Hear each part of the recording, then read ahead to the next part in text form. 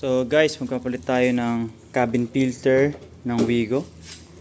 So ayan guys, sa mga hindi alam magpalit, so ito, check nyo itong video na to kung matutulungan ko kayo. So syempre guys, ayan, umorder ako ng filter sa Shopee. So lagay ko lang yung link sa description. Tapos guys, yung cabin filter is dito nakalagay. So syempre may mga kalat.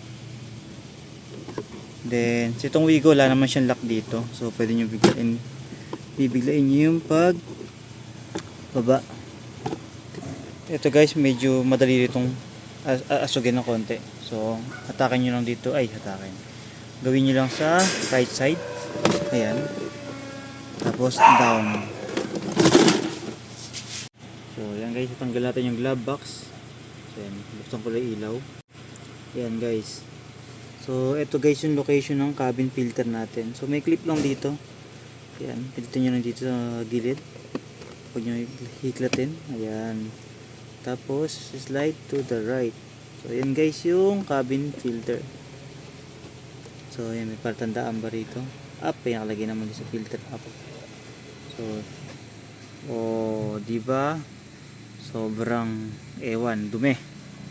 So, hindi na pang blower yan. Palitin na talaga yan. So, ito guys, ipapalit natin syempre. Compare natin. Tanggalin ko muna yung plastic. So, yan. Compare natin. So, ewan ko, may Toyota nakalagay. So, not sure din ako kung trusted yung nabili ko. Pero, since cabin filter lang naman to, so, pwede na. Okay naman siya. Yan guys. Pero wala naka-indicate guys dito na up or down. So tingnan natin. Pag ganito. Ayan guys. Nakatayo yung sa Toyota. Nakaharap sa akin yung Toyota syempre. Tulak natin. Ayan. Fit naman. Kabit natin yung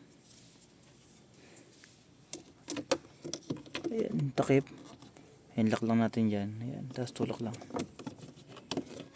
I-clip lang natin yan. Ayan guys, okay na.